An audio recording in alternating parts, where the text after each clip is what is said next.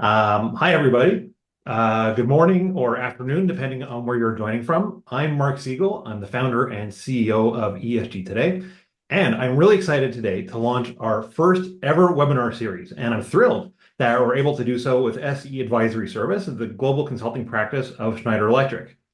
Over this four-part seminar series, we're going to have experts from SE Advisory Services guide you through the foundations of environmental performance, starting today with the measurement of environmental metrics, and then later on this week with management of environmental risks and impacts, setting targets to improve environmental performance, and then on actually taking action to improve environmental performance.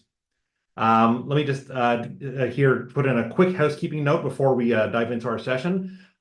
These sessions are going to be pretty jam-packed, and we're not going to be able to have live Q&A, but please feel free to ask questions in the Q&A section, and your questions will be answered by email.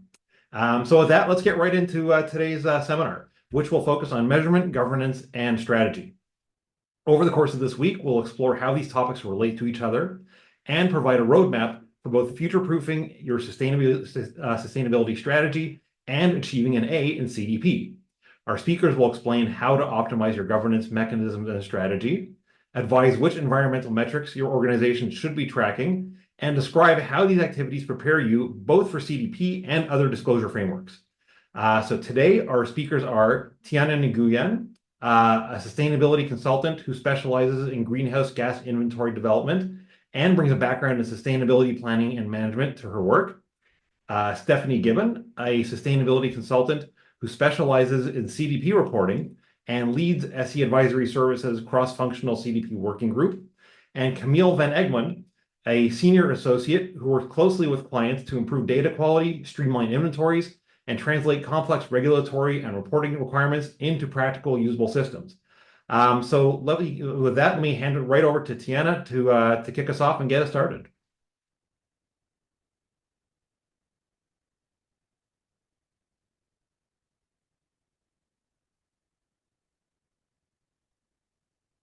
And Tiana, I think you're muted.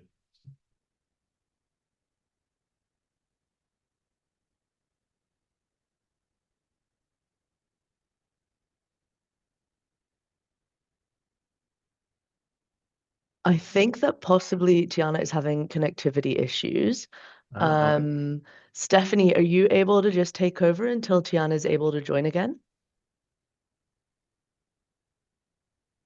I was muted. Yes, absolutely. Happy to do that. Yeah, so today we're going to be covering main objectives around CDP reporting, talking about governance and strategy, which is what I'll be walking you through, the importance of taking action there. And Camille will walk you through the best measurement practices there and how you can best focus on reporting your scope 1, 2, and 3 emissions and how setting targets can help strengthen your sustainability program as well. And finally, we'll close the session by discussing how to go further, and we'll discuss how to advance your sustainability maturity and identify the next steps in your journey. You can jump to the next slide, please.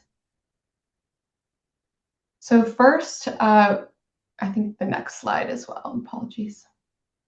Perfect. Yeah, so future-proofing your sustainability journey. Our goal is practical for this framework. We're going to be focusing on how to embed sustainability into your core business strategy, what it is to measure, how to govern it, and how to stay ahead of evolving expectations. So for those who are not familiar with CDP, CDP is the world's most comprehensive environmental disclosure database and benchmarking platform across climate, forest, commodities, and water.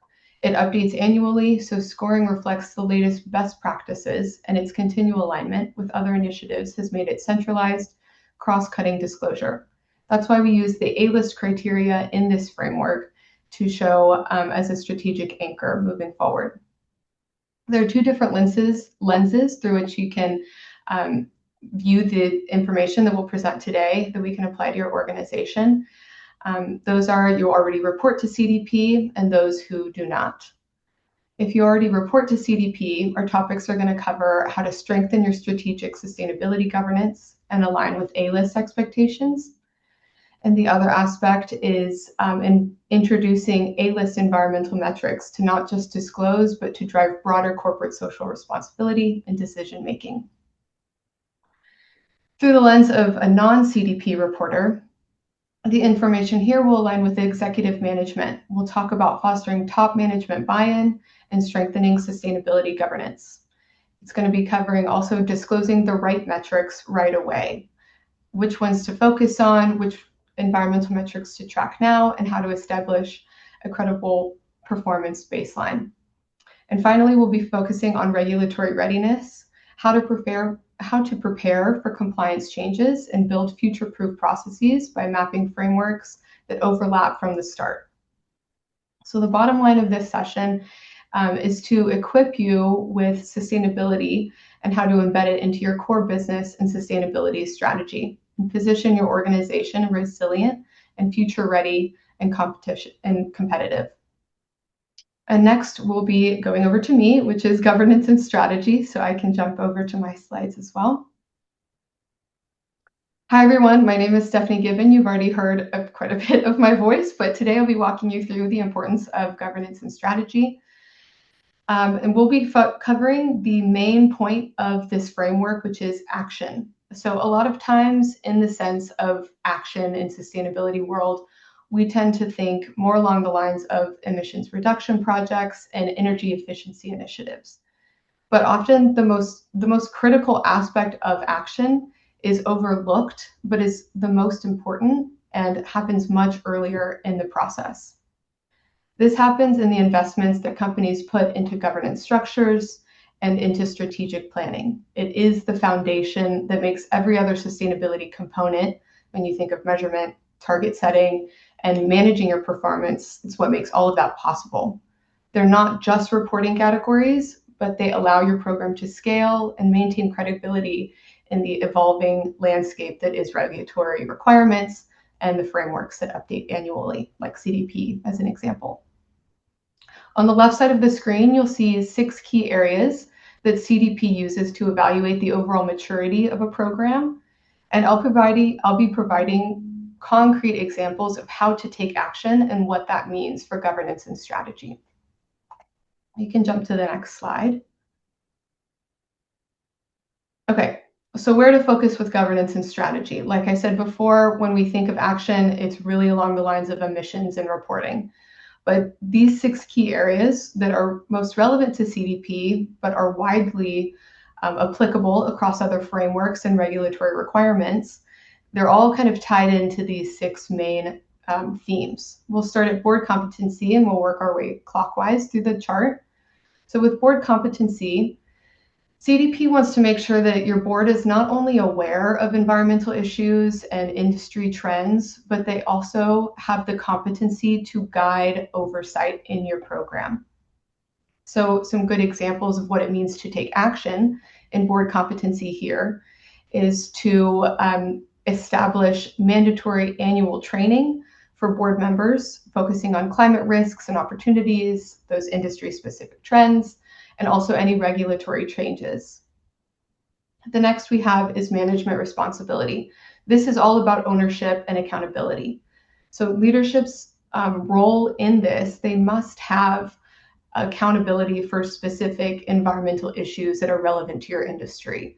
This means naming who owns the strategy, who implements it, and how information flows upward. Best example of how just disclosing versus taking action here is that a COO or a CSO might be directly accountable for achieving the energy and emissions goals that your company sets. This is also maybe supported by an ESG sustainability team or a steering committee to make sure you're making progress forward. Next we have is monetary incentives. We find that compensation alignment is one of the strongest levers for progress forward in your sustainability program. CDP evaluates whether or not executive or business bonuses are tied to trending. So an example of this is, 10% of an executive team's bonus might be tied to actual reduction in your year-on-year emissions trends. This is a really great way to showcase that, yes, we are aware that this is a great way to accelerate progress, and we are doing it. Next, we have environmental policy, and this is the accountability anchor, right? We talked about the management responsibility, the competency of the board, but environmental policy integration is a great way to make sure that climate risks and opportunities and sustainability action is actually embedded into the overall operational procedures of your organization. We want to make sure that it's part of your strategic decision making. A good example of taking action for environmental policy might be having a procurement policy that's related to suppliers having a circularity practices and being really transparent on their emissions, so it better prepares you on your overall supply chain sustainability footprint. Next, we have collaborative frameworks. This is an opportunity to expand your expertise outside of your immediate team. So great examples include thinking about joining the Science Based Target Network or collaborating with a local clean energy coalition. We find that this really creates a really strong team of shared knowledge and also reduces those implementation barriers when it comes to internal sustainability teams trying to move their sustainability programs forward. It also provides really great blueprints on how to actually take action and what it means to take action in your industry. And last, we have board structure and oversight. It's really closely tied to board competency and management responsibility. But again, this is CDP's way to evaluate the maturity and how well environmental policy is integrated into your overall sustainability program. This is a way for CDP to examine whether or not oversight is actually formalized. Great examples of this include having a sustainability or ESG committee, how often they meet, and also to make sure that not only your program moves forward, but any progress on that is flowed upward to the board, and making sure that the whole company is operating on the environmental agenda that you set. So not only are these really great examples of how you can take action in governance and strategy, but they are also very closely aligned with other global frameworks. And being aligned with these 6 key areas for CDP really prepares you for those reporting to other frameworks. And we're going to discuss that in the next slide here. Thank you. So CDP is the foundation for global regulatory alignment. And you'll see that here on the table, right? We've got some kind of shifting levels of effort required if you're a CDP A-lister. And CDP A-listers are truly familiar with the importance of not only disclosing, but also showing the action taken, right? This is showing your work, showing that, yes, we are aware of what it means to, as an example, have monetary incentives. We're aware that this makes an effort and makes a change in our program. And we are taking that change and we are implementing that in our overall program. Something I like to point out here specifically is California SB 253 and 261. Kind of the differences there points out what I mentioned earlier of the classic example of what it means to take action. And California bills are a great example of the twofold of taking action in reporting your emissions, and then also taking action in your governance and strategy and reporting on those, right? So in 253, you're required to disclose your emissions and set targets and make progress in reducing your emissions, right? And then in 261, CDP is even a little more evaluative and detailed than that of 261, but that means you're just over-prepared for that reporting framework, which is great. We kind of have a saying that's, write once, read many. You're able to write this CDP report once annually and apply it to frameworks in the future, and you just build upon that year after year. And CDP has done a great job in terms of implementing other global frameworks for into the overall questionnaire, right? So IFRS and CSRD, they're really closely aligned. So if you nail your governance and strategy aspects for CDP, you're very well prepared for other global frameworks. And to close up this slide, I like to talk about, governance and strategy are not just reporting requirements here. I do believe that it is the core action that makes every other aspect of your sustainability program set up to succeed. That's why governance and strategy fall under the action framework within our seminar's list of themes, right? Because building upon these actions unlocks effective measurement, credible target setting, and continuous management for improvement, which Camille and my other colleagues will be covering in later seminars this week. And that's it. Thanks, Mark. Okay, thanks, Stephanie, and thank you so much for jumping in there. If I could keep you for a minute here, let me just ask a couple of quick questions. So just looking at your presentation, I mean, I think the analysis really assumes that companies earning high CDP scores are kind of automatically well prepared for other sustainability disclosure frameworks, as you just showed.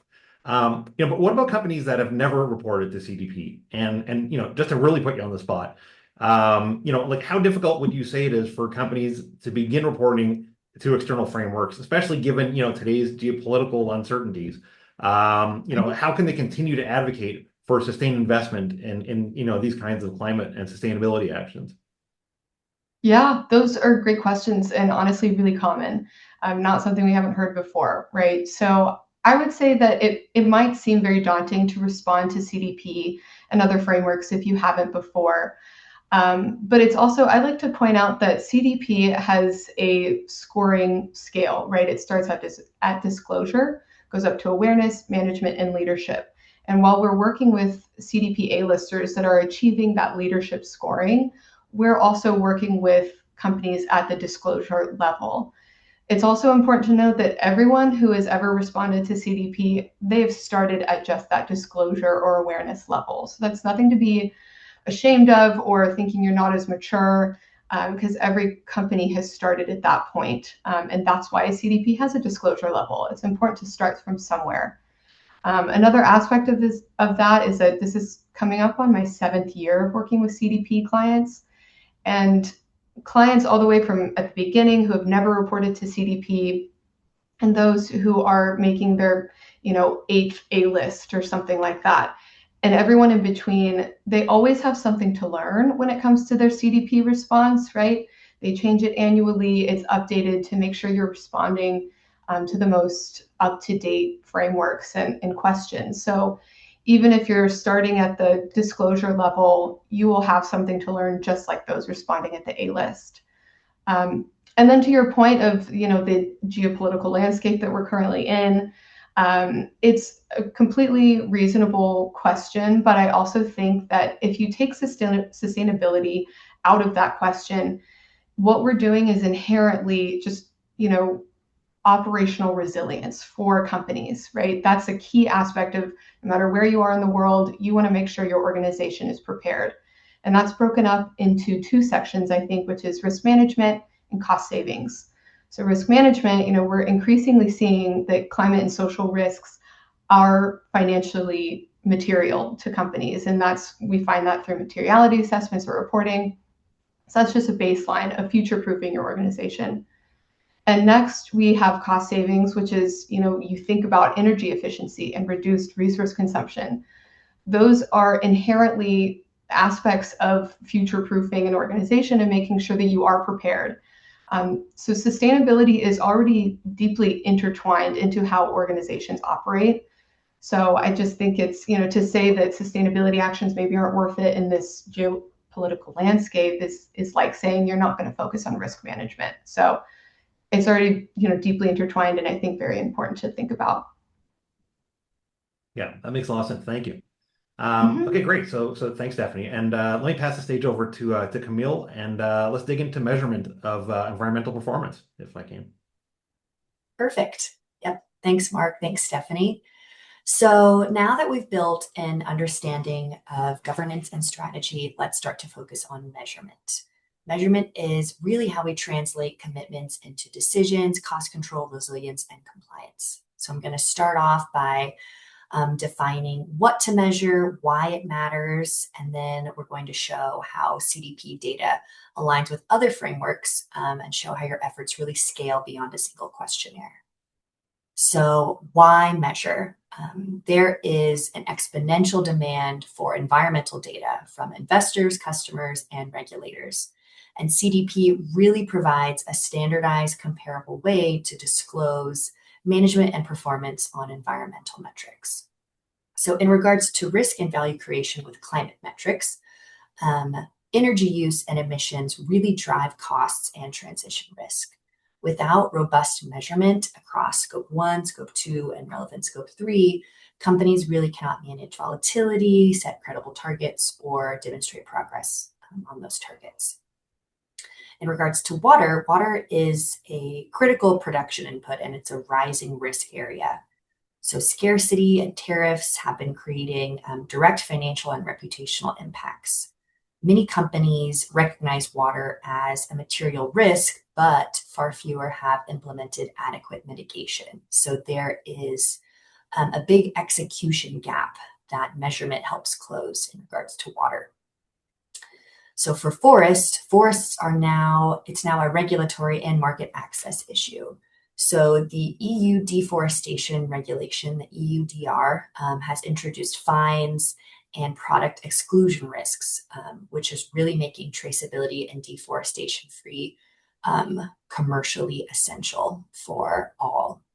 So really bottom line here is measurement translates environmental exposure into operational control, cost management, resilience, and ultimately brand trust. And frameworks like CDP really help companies structure that journey at scale. So really with the why established, we want to move into the what to measure and how that scales across different maturity levels. So Camille, if I can jump in, just as we're discussing before, but like companies, you're just getting started or sort of advancing. If you look at all three, which of these areas do you think companies should really prioritize when investing in data collection and measurement? Yes, great question. Again, a common question. Ideally, all are important, right? But the answer of what's most important, I think, will really change depending on industry and material risk of the different categories. But most likely, overall, we would advise companies starting with prioritizing climate. So climate risk is directly tied to energy cost, regulatory exposure, and investor expectations. Measuring Scope 1 and 2 emissions really builds the foundation for managing volatility and preparing for transition risk. And then from there, you can really start to focus on collecting water and forest data. So you want to start with climate as the structural baseline, and then you can expand into the other categories. So we can transition into the what now. Okay, so we've covered the why about measurement. So now let's discuss what we need to measure. So with CDP, the expectation is to measure systematically across energy, emissions, water, and forest. So I'm going to start with climate and then water and then go to forests. And we're going to walk through kind of core expectations, and then I'll walk through a little maturity guidance for the different categories. So in regards to climate, energy, and emissions, the core expectations really are measuring fuel and energy use by source and by country, clearly distinguishing between renewable versus non-renewable. Measuring fully your Scope 1 and Scope 2, location-based and market-based emissions, and then any relevant Scope 3 emissions, and making sure to be really transparent about your methodologies and your boundaries. A-list expectations for climate is essentially just 100% energy and emissions coverage, and then a full Scope 1 through 3 disclosure. And then kind of the cherry on top of fully disclosing and being 100% transparent is getting that information verified. So having a third-party auditor come in and verify your energy and your emissions. And so a little maturity path in regards to climate, if you're starting out on your ESG journey, the first things we'd advise you guys do would be start centralizing your energy data. So define your boundaries, start collecting data, calculate your Scope 1 emissions, and start focusing on your Scope 2 location-based emissions. As you start to build in your ESG journey, and we recommend adding in your Scope 2 market-based emissions, starting to screen your Scope 3, and then implementing some data controls. And then finally, the more advanced you are in your ESG journey, we really see companies start sourcing supplier-specific emission factors, really having accurate data ingestion systems. So oftentimes those data systems will be automated, implementing assurance every year, and then potentially an internal carbon pricing system. Okay, so we've covered climate. Let's go to water. Really, the core expectations with water are disclosing your withdrawals by source, your discharges by destination and treatment level, so primary, secondary, tertiary, and then consumption tracking. Also identifying pollutant risks and monitoring that discharge quality. Also, CDP really stresses assessing your operations in water-stressed areas, and then using recognized indicators for that risk evaluation. So if we go into kind of, again, our maturity assessment for water measurement, the earlier companies in their ESG journey will want to start establishing site water balances and then just basic monitoring. As you grow more advanced, you're implementing reuse strategies and basin risk screenings. And then advanced companies are really integrating risk modeling, supplier mapping, and getting, again, that external verification of data and targets. Okay, and then for forests, core expectation for forests is really just tracking your commodity volumes and tracking the origins of those commodities. Also making sure to include the traceability to different sourcing areas, and then looking at deforestation-free status sourcing.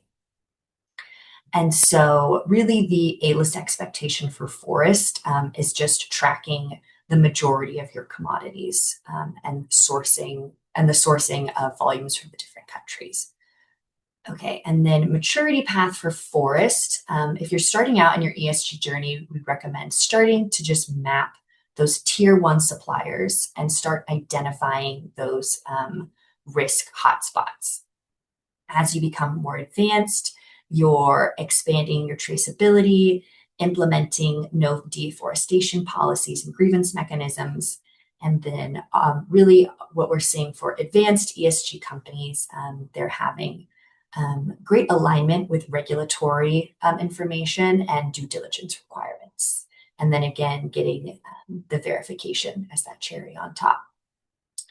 So really putting it all together, the points that we want to drive home with what to measure, what you're hearing across all the different commodities is, establish data ownership at the site and function levels. Start implementing calculation methods, change logs, data dictionaries, just getting really in the weeds and familiar with your data. And then you would want to transition to introducing those tiered controls, right? Having some sort of monthly, quarterly, yearly variance checks, exception flags, and audit trail for your data. Okay, so now we've covered what to measure. Now, how does this data play into other frameworks? So CDP is not a standalone island, which we saw Stephanie discuss earlier. So CDP's measurement metrics across climate, water, and forests are really strongly aligned with leading frameworks. CDP performance really reduces incremental reporting efforts elsewhere. And so the main point we want to drive home here is alignment up front, lowers future compliance costs and builds resilience as regulation evolves. So what you'll see on this slide is we're breaking down basically the incremental effort to align with other frameworks if you're responding to CDP. And again, we're breaking it down just like CDP does with climate, water, and forests. So I'll walk through each of the commodities again. So you'll see with climate, CDP has a really high alignment, low incremental effort with other frameworks and regulations.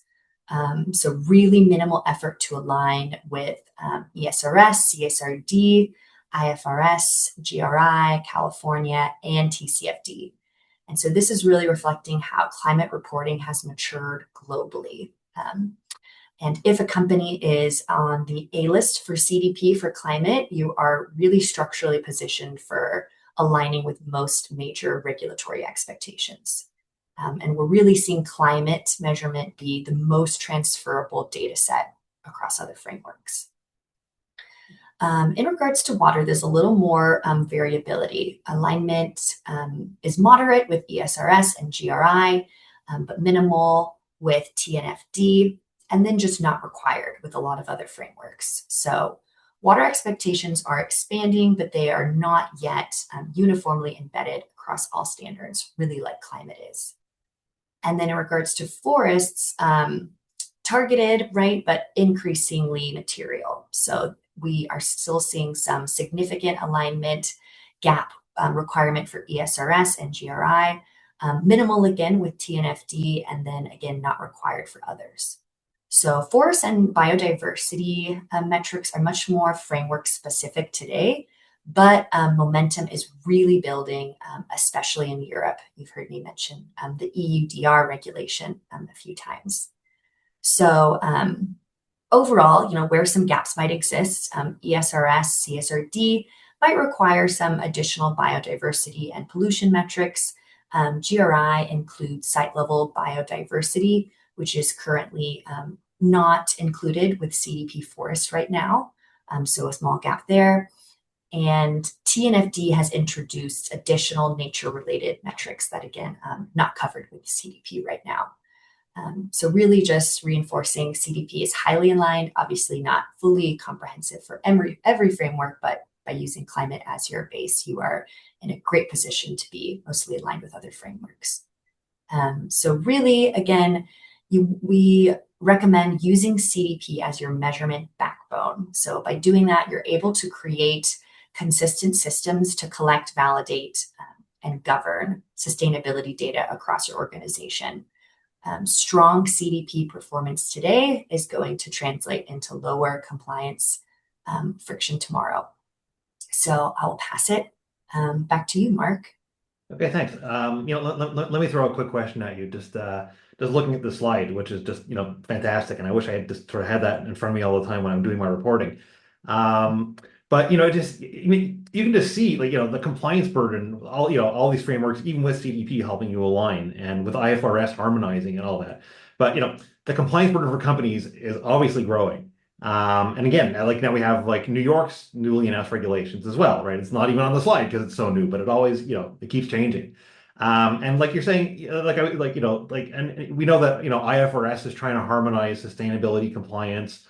But there's still, just looking at the slide, there's still clearly differences across the frameworks. So would you say that, alignment with multiple frameworks, would that translate into measurable business benefits, like improved investor confidence, risk resilience, cost savings, or, would you classify it mostly as a compliance-driven exercise?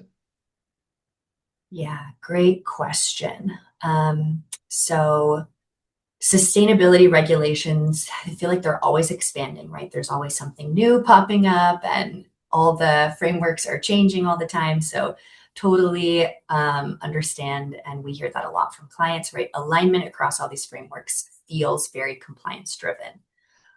However, really, if your sustainability ESG programs are built on a unified data and governance foundation, alignment delivers real business value.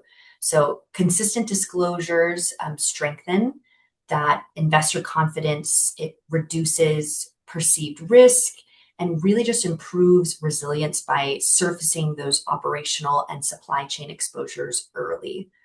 So that information really comes to light quicker, more efficiently. We're really seeing the benefits move beyond compliance when reporting infrastructure supports that strategic decisions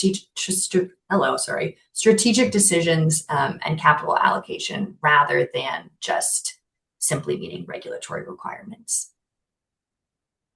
Okay, thanks. Okay, so if Tiana's back on, let me pass it over to her, and she'll take us through the end of through the rest of the session. Thank you, Mark. Okay, so as we close out today's seminar, I'd like to leave you with a clear view of where organizations can go next in their sustainability journey and tie in some of those methods and strategies Camille and Stephanie covered into a clear path forward. Next slide, please. So that's perfect, actually. And that path forward really depends on where you currently stand in terms of maturity. And there are several key levers that can help you advance. So first, for organizations in the earliest stages, trainings and workshops can be a powerful starting point. These sessions are tailored for executive committees and boards, and they help define company-wide strategies or address topic-specific needs for leadership teams. As maturity grows, focus shifts to measurement. Today, you heard from Camille on how this involves strengthening the accuracy of your energy and emissions mapping, analyzing risks with raw material procurement, and assessing water footprints. At this stage, deploying software tools can unify measurement, governance, and ensures consistent data flows.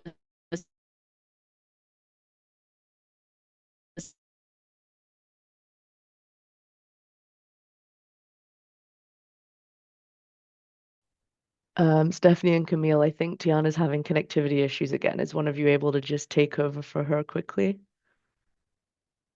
Yes, I can finish us out. Okay, so I think Tiana just left off on the training and workshops, right, as you're moving forward within your CDP journey.